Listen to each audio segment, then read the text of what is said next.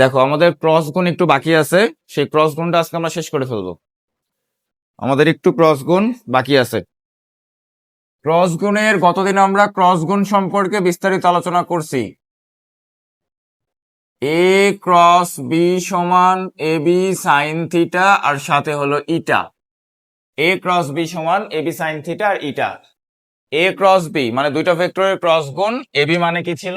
এ ভেক্টরের মান, বি মানে হলো বি ভেক্টরের মান, সাইন থিটা, থিটা মানে হলো এদের মধ্যবর্তী কোণ, থিটা হলো এদের মধ্যবর্তী কোণ, এবং ইটা হলো দিক ভেক্টর, একটিটা হলো দিক, ক্রস গুণনের দিক। আমরা গতদিন বলছিলাম যে ক্রস গুণ যদি এটা যদি এ ভেক্টর হয়, এটা যদি বি ভেক্টর হয়, তাহলে এ থেকে বি এর দিকে যখন ঘূর্ণন শুরু হয়, ক্রস গুণন ব্যবহার করা হয় ঘূর্ণনের জন্য।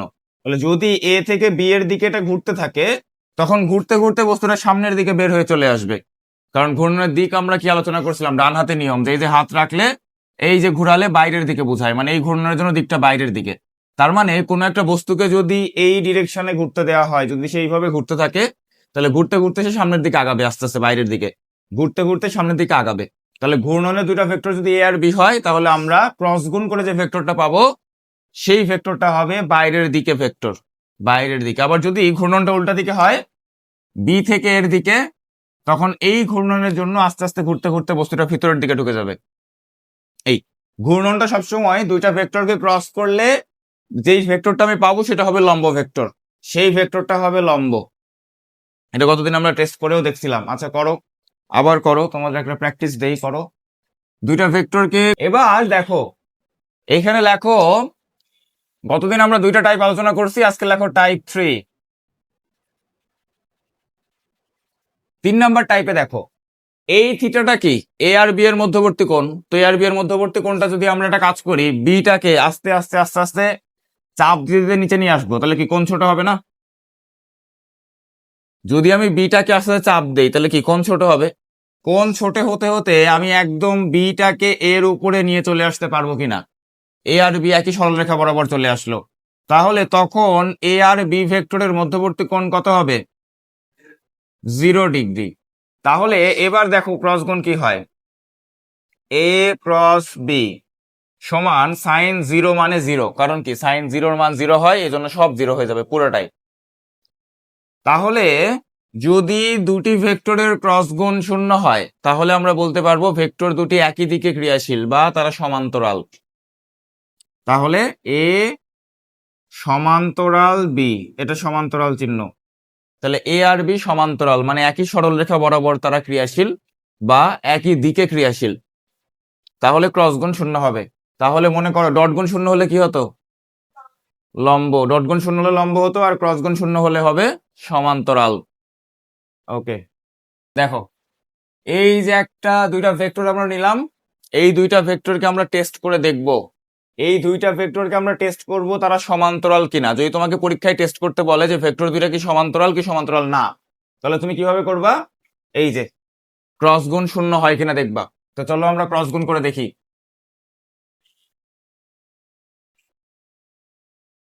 তাহলে 4 2 1 8 4 2,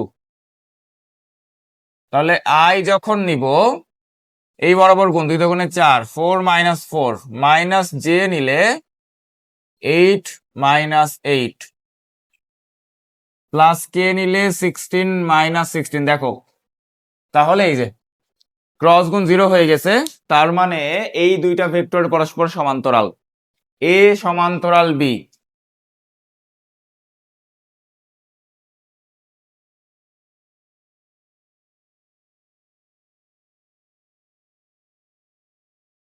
দেখো তাহলে ক্রস গুণ, এখন তোমার কাছে মনে হতে পারে যে ক্রস গুণ 0 প্রমাণ না করেও সমান্তরাল কিন্তু আরেক ভাবেও প্রমাণ করা যায়। তো কেমনে বলো, কেমনে করা যেত?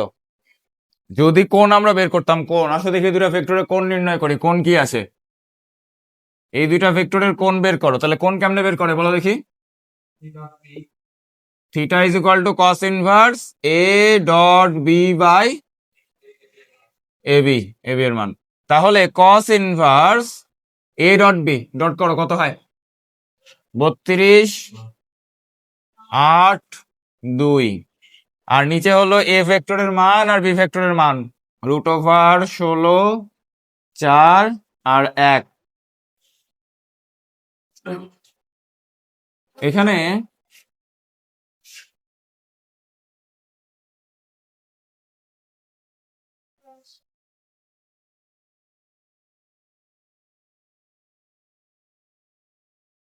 কি? 42/42, তাহলে cos ইনভার্স 1, এই তার মানে 0 ডিগ্রি। এই ঠিক আছে। তাহলে দুইটা ভেক্টর একই দিকে ক্রিয়াশীল, সেটা তুমি দুইভাবে টেস্ট করতে পারো।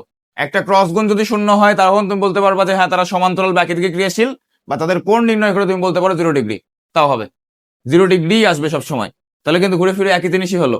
এখন তুমি এই প্রসেসটা ফলো করবে না, এটা যে কোনো একটা করলে হবে, পরীক্ষায় কোনোটার জন্য তোমার নাম্বার কাটবে না, কোনোটার জন্য নাম্বার কাটবে না। যদি তোমাকে বলে দেখাও যে এ আর বি ভেক্টর দ্বয় পরস্পর সমান্তরাল, তুমি কোনও বের করে দিতে পারো, অথবা তুমি চাইলে ক্রস গুণ করে 0 দেখাইতে পারো, যে কোনো একটা করলেই হবে। ওকে, আসো এবার এই প্রশ্নটা যদি এমসিকিউতে আসে তখন কি করবা? এমসিকিউতে আসলে তো আর প্রমাণ করতে বলবে না, এমসিকিউতে আসলে তোমাকে বলবে একটা আননোন টার্ম দিয়ে দিবে, দিয়ে বলবে যে এর মান কত হলে। আচ্ছা লেখো, এটা কিন্তু প্রশ্ন হিসেবে লিখে নাও, এই দুটা ভেক্টর পরের বার, মানে এটা শেষ হওয়ার পরে এটাকে আবার প্রশ্ন হিসেবে লেখো যে এ এর মান কত হলে এ আর বি সমান্তরাল হবে। তখন এই অবস্থার জন্য তোমার ক্রস গুণনটাই বেশি ইজি হবে এই প্রসেসের চেয়ে। তুমি চাইলে এখান থেকেও বের করতে পারবা, কোনো সমস্যা নাই, এটা দিয়েও তুমি করতে পারবা। তো দেখো এই প্রশ্ন লেখো, এখানে আমি এডিট করে দিব।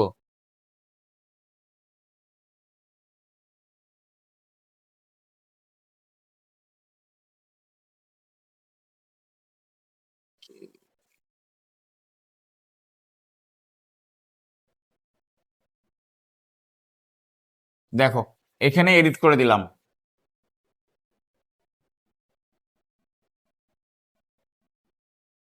এবার তাহলে এটা 0 -j⁻8 - a 16 - 2a। এবার যেহেতু বলে দিচ্ছে প্রশ্নে কি সমান্তরাল, তাহলে সমান্তরাল হওয়ার জন্য a ক্রস b সমান 0 হতে হবে। এখন দেখো a ক্রস b সমান 0 কথাটার মানে কি? এই কথাটার মানে হলো এ আর বি দুইটা ভেক্টরকে ক্রস করে আমার 0 আসতে হবে। 0 আসা মানে এ ক্রস বি করলে কি আসে? দেখো দেখি, এ ক্রস বি করলে ভেক্টর আসে না, কারণ এই যে দিক থাকে। এই যে দেখো এ ক্রস বি যখন তুমি করছো তখন কি পাচ্ছ? ভেক্টর পাচ্ছ। তাহলে একটা ভেক্টর শূন্য হওয়া মানে কি? একটা ভেক্টর শূন্য হওয়া বলতে কি বোঝায়? দেখো এটা উঠানোর দরকার নেই, জাস্ট দেখে নাও। একটা ভেক্টরকে যখন আমরা শূন্য বলি, তার মানে ওই ভেক্টরের আই এর সহগ শূন্য, ওই ভেক্টরের জে এর সহগ শূন্য, ওই ভেক্টরের কে এর সহগ শূন্য। একটা ভেক্টরকে শূন্য বলা মানে কিন্তু আই জে কে শূন্য হওয়া না। শূন্য বলা মানে হলো আই এর সহগ শূন্য, মানে এক্স অক্ষ বরাবর তার কোনো দূরত্ব নাই, ওয়াই অক্ষ বরাবরও তার কোনো দূরত্ব নাই, জেড অক্ষ বরাবরও তার কোনো দূরত্ব নাই, তাহলে সেইটা হলো শূন্য। একটা ভেক্টর শূন্য মানে কিন্তু ডিরেক্ট শূন্য না, সেটা হলো শূন্য ভেক্টর বা নাল ভেক্টর। ভেক্টরের মধ্যে তোমরা একটা টাইপ পড়ছো যেটা শূন্য ভেক্টর। তাহলে যখন আমরা বলবো এ ক্রস বি সমান শূন্য, তাহলে এ ক্রস বি 0 মানে কি? জে এর সহগ 0 হবে, কে এর সহগ 0 হবে। তাহলে লেখো এ সমান্তরাল বি হলে, তখন আমরা বলতে পারবো যে -8 - a সমান 0 এবং 16 - 2a সমান 0। বুঝতে পারছো?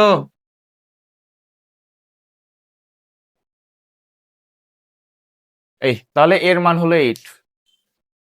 এই প্রশ্নটা রিটার্নে আসার চান্স খুবই কম, কারণ এত সহজ কোশ্চেন রিটার্নে দেয় না। তো এই জন্য এমসিকিউতে আসলে কি করবা? এমসিকিউতে আসলে যদি তুমি ক্রস গুণ একবার করো, আবার ক্রস গুণ সমান করে শূন্য ধরো, তাহলে তোমার দিন শেষ হয়ে যাবে, এক পরীক্ষা শেষে আরেক পরীক্ষা চলে আসবে। দেখো এমসিকিউ এর জন্য যদি দুটি ভেক্টর সমান্তরাল হয় তাহলে তাদের আই জে কে এদের সহগদ্বয় অনুপাত সমান হবে। এদের সহগের অনুপাত, সহগ দেখো আই এর সহগ কত? প্রথম ভেক্টরের কত? 4, দ্বিতীয় ভেক্টরের কত? a, তাহলে 4/a, অনুপাত মানে ভাগ, সমান প্রথম ভেক্টরের কত? জে এর সহগ 2, এখানে 4, তারপরে দেখো 1/2। এবার যে কোনো দুইটা নাও তাহলে হবে, এই দুইটা নাও, তাহলে এই দুইটা নিলে 2a সমান 16, অতএব a সমান 8। এটাই উত্তর। হ্যাঁ, এমসিকিউ এর জন্য এইভাবে করবা, আর রিটেনে বললে এইভাবে।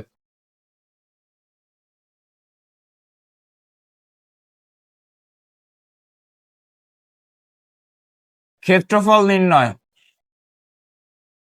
ক্ষেত্রফল নির্ণয় ক্ষেত্রফল নির্ণয় করা যায় কেমনে? দেখো, ক্ষেত্রফল নির্ণয় করার জন্য আমরা প্রথমে শুরু করব ত্রিভুজ দিয়ে। বেশি কিছু অবশ্য আমাদের লাগবে না, ত্রিভুজ লাগবে আর সামান্তরিক লাগবে। আমি একটা ত্রিভুজ আঁকাই দিলাম। এই ত্রিভুজকে, এই ত্রিভুজের ক্ষেত্রফল কত ভাবে নির্ণয় করা যায় বলতে পারবা?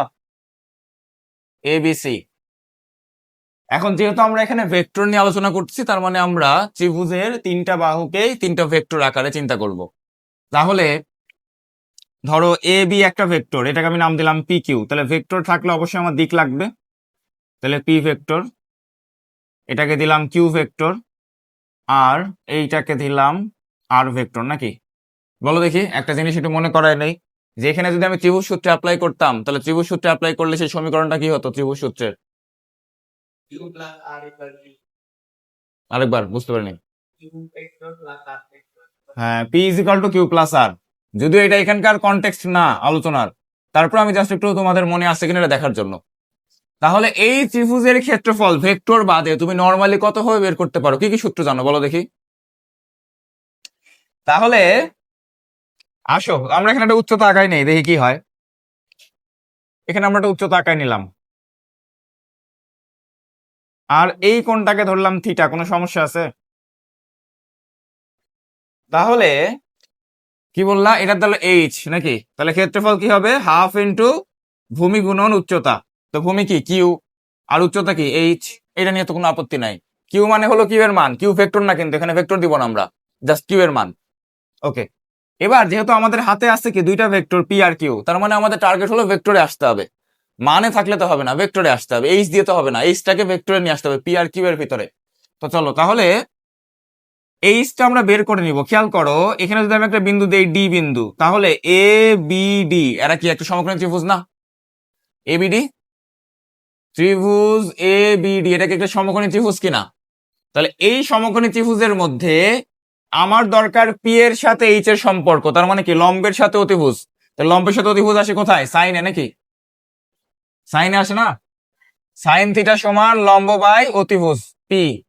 তাহলে এইচ সমান কি হবে? P sine theta. এটা নিয়ে কোনো আপত্তি আছে? এই, তাহলে half P Q sine theta. দেখো পরিচিত লাগতেছে কিনা, আমরা ভেক্টরে আসতে পারবো কিনা এখান থেকে। যদি একটা ইটা থাকতো তাহলে কিন্তু আমরা বলতে পারতাম এ ক্রস বি, কিন্তু ক্ষেত্রফল তো আর ভেক্টর রাশি না, ক্ষেত্রফল তো স্কেলার রাশি। তার মানে আমাদের ইটার দরকার নেই, আমরা এখানে একবারে সাহস করে লিখে ফেলতে পারবো যে পি ক্রস কিউ মডুলাস। তার মানে দুইটা ভেক্টরকে ক্রস গুণ করে সেই ক্রস গুণনের মানকে অর্ধেক করে ফেললে আমরা ত্রিভুজের ক্ষেত্রফল পাবো। বুঝছো কিছু? তাহলে দেখো এইটুকু বুঝছো কিনা। এখানে তাহলে কন্ডিশন দেখো, একটা কন্ডিশন আছে যেটা আমাদের ভেক্টরের সব জায়গাতেই ছিল। সেটা কি ছিল? যে কোনো একটা বিন্দু থেকে দুইটা ভেক্টরকে বের হয়ে যেতে হবে, তাহলেই তুমি শুধুমাত্র এটা খাটাইতে পারবা। যদি এরকম না হয়, একটা ভেক্টর ভেতরে একটা বাইরে, তাহলে কিন্তু হবে না। বুঝো ভালো করে, ভেক্টরের ডিরেকশন কিন্তু গুরুত্বপূর্ণ। দুইটা ভেক্টরকে একটা বিন্দু থেকে বের হতে হবে। যদি বের না হয়, একটা ভেক্টর এরকম হয় যে একটা ডিরেকশন হলো এদিকে, একটা ডিরেকশন এদিকে, তাহলে কিন্তু হবে না। তোমার ডিরেকশন ঘুরায় নিয়ে দুইটা ভেক্টরকে একই ডিরেকশনে নিয়ে আসতে হবে, যেন দুইটাই বাইরের দিকে বের হয়ে যাচ্ছে বলে মনে হয়। বুঝতে পারছো না পারো? তাহলে একটা সামান্তরিক আঁকলাম। এইটা হলো একটা সামান্তরিক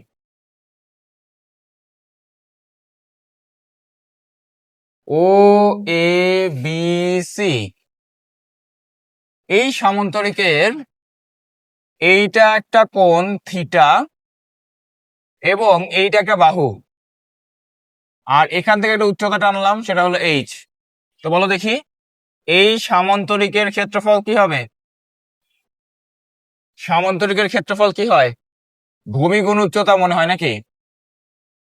ভূমি গুণ উচ্চতা না? এদিকে একটা ভেক্টর পি ভেক্টর দিয়ে আমি ভূমিকে প্রকাশ করলাম, কিউ ভেক্টর দিয়ে আমি প্রকাশ করলাম, আরেকটা ভেক্টর ওসি কিউ ভেক্টর।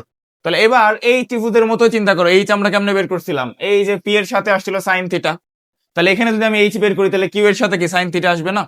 তাহলে নিচের দিকে দেখো কি আছে, এখানে পি আছে, তাহলে পি দিলাম ও এ, আর এইচ এর মানে আগের মতো কি হবে, কিউ সাইন থিটা, তাহলে পি ক্রস কিউ মডুলাস এই। তাহলে এখানে অবশ্যই পি আর কিউ দুইটা কি বাহু, পি আর কিউ দুইটা বাহু, জানো তো এগুলা। এবার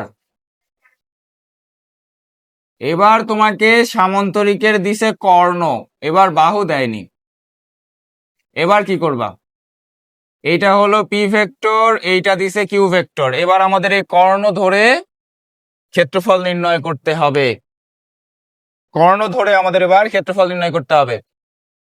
সামান্তরিকের কর্ণদ্বয় পরস্পরকে সমদ্বিখণ্ডিত করে, তাহলে সমদ্বিখণ্ডিত যদি করে তাহলে বলতে পারবা কিনা, যেখান থেকে এই পর্যন্ত এই ভেক্টরটা হলো পি ভেক্টর বাই টু, এইটুকু হলো পি ভেক্টর বাই টু, আবার এইটুকু কিউ ভেক্টর বাই টু, এইটুকু আবার কিউ ভেক্টর বাই টু, বলা যাবে কি যাবে না? যাবে। আচ্ছা, তাহলে এবার দেখো এইটা একটা ত্রিভুজ হিসেবে চিন্তা করো, এইটুকুকে একটা ত্রিভুজ চিন্তা করো, তাহলে এইটুকু যদি একটা ত্রিভুজ হয় তাহলে এই ত্রিভুজের ক্ষেত্রফল কি হবে বলো দেখি,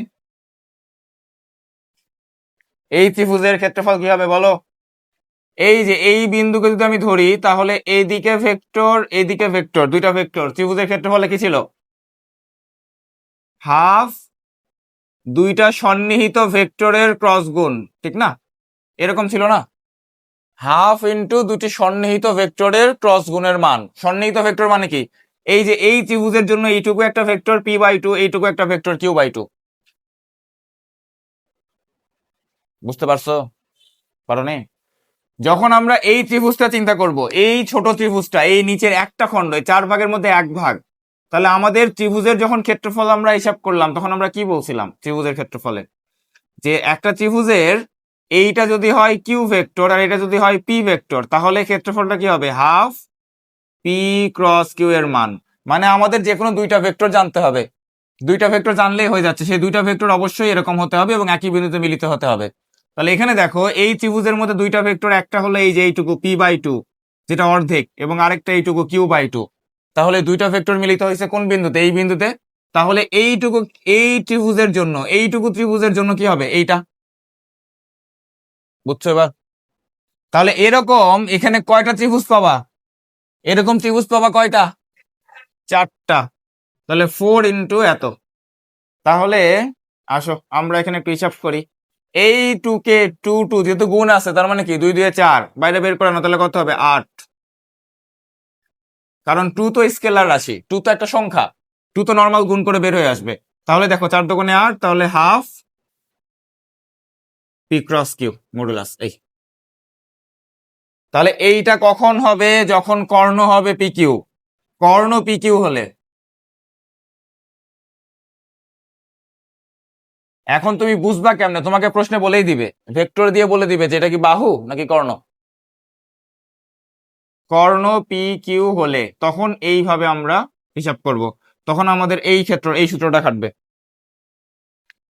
তোমাকে প্রশ্নে দুটো ভেক্টর দিয়ে বলে দিবে যে ভেক্টর দ্বয় সামান্তরিকের দুটি বাহু হলে ক্ষেত্রফল নির্ণয় করো, তখন তুমি করবা কি, ডিরেক্ট ক্রস গুণ করে তার মান। আর যখন বলবে যে ভেক্টর দ্বয় সামান্তরিকের দুটি কর্ণ হলে, তখন তুমি করবা কি, ক্রস গুণনের মান বের করে 2 দিয়ে ভাগ করে দিবা। তাহলে কর্ণ হলে 2 দিয়ে ভাগ হবে, কিন্তু বাহু হলে 2 দিয়ে ভাগ হবে না। ক্ষেত্রফল নির্ণয় করো, সামান্তরিকের বাহু দেওয়া আছে, সামান্তরিকের বাহু, দুইটা বাহু ভেক্টর দেওয়া আছে, তাদের ক্ষেত্রফল নির্ণয় করো।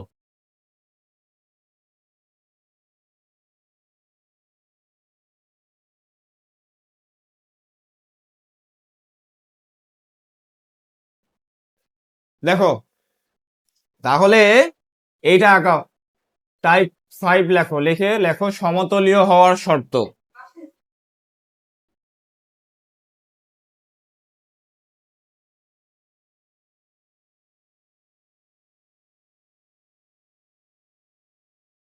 তাহলে দেখো দুইটা ভেক্টরকে যখন আমরা ক্রস করি তখন কি পাওয়া যায়? একটা ভেক্টর পাওয়া যায় 3 নাম্বার ভেক্টর, যে 3 নাম্বার ভেক্টরটা এর সাথেও লম্ব হয় আবার বি এর সাথেও লম্ব হয়, এর সাথেও লম্ব হয় আবার বি এর সাথেও লম্ব হয়।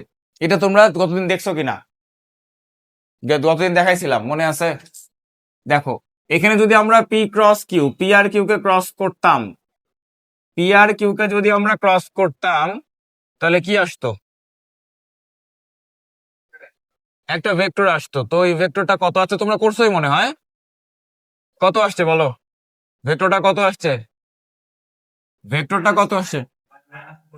-i -4j plus 7k। আচ্ছা দেখো এই যে ভেক্টরটা, এটাই সেই ক্রস ভেক্টর। যেই ভেক্টরকে আমরা ক্রস করব, খেয়াল করো, তাহলে আমরা যে ভেক্টর ক্রস করে এই ভেক্টরটা পাইলাম, এই ভেক্টরটা কিউ এর সাথেও লম্ব হবে আবার পি এর সাথেও লম্ব হবে। কিভাবে? আমার কথা বিশ্বাস করার দরকার নাই। লম্ব হওয়ার ক্ষেত্রে শর্ত কি? লম্ব কখন হয়? ডট গুণ শূন্য হয়। তো আসো ডট গুণ শূন্য হয় কিনা দেখি।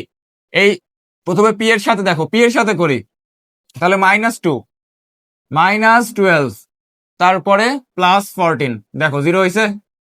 আবার কিউ এর সাথে করো 1 মাইনাসে মাইনাস প্লাস মাইনাসে -8 তারপরে +7, 0 হয়েছে 0। তার মানে যখন আমরা দুইটা ভেক্টরকে ও হ্যাঁ, যখন আমরা দুইটা ভেক্টরকে ক্রস করব করে তৃতীয় কোনো ভেক্টর পাবো, সেই তৃতীয় ভেক্টরটা ওই দুইটার সাথে লম্ব হবে। তার মানে যখন আমি এ আর বি কে ক্রস করলাম, তাহলে এখানে আমি যে ভেক্টরটা পাবো সেটা যাই পাই না কেন, ধরো আমি এখানে ভেক্টর পাইলাম এম ভেক্টর, তাহলে ওই এম ভেক্টরটা কি এর সাথেও লম্ব হবে আবার বি এর সাথেও লম্ব হবে।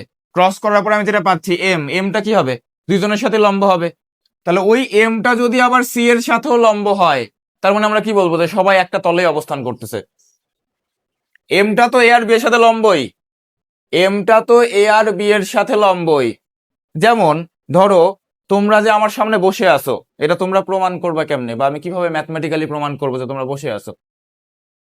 কিভাবে? ধরো প্রথমে এদের দুইজনের সাথে এদের তিনজন আমি তুলনা করলাম, যে এরাও বসে আছে ওরাও বসে আছে। কেমনে এটা আমি প্রমাণ করব? যখন ওদের আমার সাপেক্ষে ওরা বসে আছে, মানে কি ওদের সাপেক্ষে আমি দাঁড়ায় আছি, আবার ওদের সাপেক্ষে আমি দাঁড়ায় আছি, তার মানে আলটিমেটলি সবাই বসে আছে। বুঝছো কিনা? যেহেতু দুইজনের সাপেক্ষে আমি দাঁড়ায় আছি, আবার ওদের সাপেক্ষেও দাঁড়ায় আছি, তার মানে কি আমি সবার সাপেক্ষে দাঁড়ায় আছি, তার মানে তোমরা বসে আছো। তো এটাই, যে দুইটা ভেক্টরকে ক্রস করে যখন আমি তৃতীয় ভেক্টর পাইলাম, এটা কি হলো? এদের সাথে হলো লম্ব। তাহলে এদের সাথে যেহেতু এটা লম্ব, আবার সি এর সাথেও এটা লম্ব, তার মানে সবার সাথে লম্ব হলো, তার মানে এরা একই তলে অবস্থান করবে। ওই যে ডট গুণ 0, ডট গুণ করে 0 আসলো। হ্যাঁ হ্যাঁ, এবির সাথে ওটাই তো আমরা এখানে দেখালাম, যে এবির সাথে এম লম্ব। যখন আমি ক্রস করবো তখন তো লম্ব, যে ভেক্টরটা পাবো সেটা লম্ব ভেক্টরই তো পাবো। যখন আমি ক্রস করে একটা ভেক্টর বের করব, যেমন এই যে এ আর বি কে ক্রস করে যখন আমি এম পাইলাম, তার মানে এমটা অটোমেটিক্যালি লম্ব হয়েই গেছে, এমটা অটোমেটিক্যালি এ আর বি এর সাথে লম্ব। যে কোনো দুইটা ভেক্টরকে ক্রস করার পরে তৃতীয় ভেক্টরের সাথে ডট করলে যদি শূন্য পাওয়া যায়, তাহলে তারা সমতলীয় হবে। তোমাকে প্রশ্নে কি বলতে পারে? তিনটা ভেক্টর দিয়ে টেস্ট করতে বলতে পারে, দেখাও যে ভেক্টর তিনটে সমতলীয় কিনা। তাহলে তুমি দুইটাকে ক্রস করবা, তার সাথে তৃতীয়টাকে ডট করবা, যদি শূন্য পাওয়া যায় তাহলে তো হয়ে গেল। ঠিক আছে?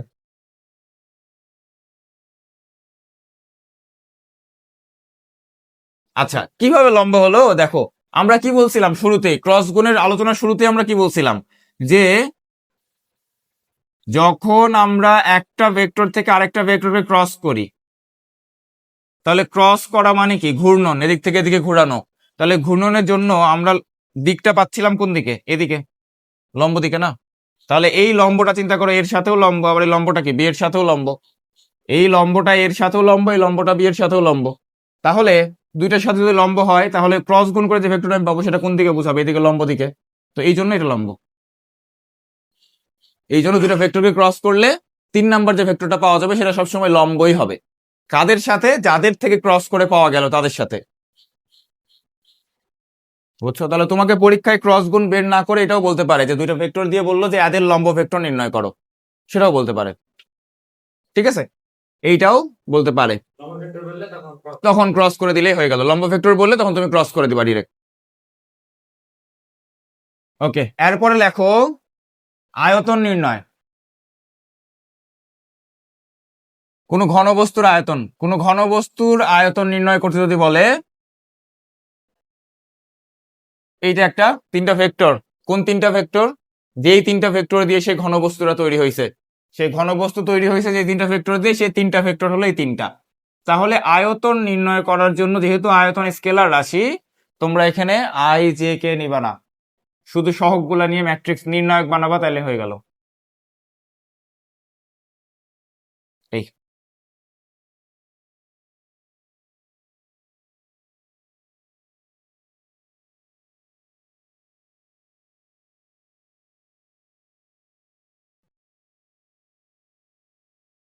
বেশ, এই এত।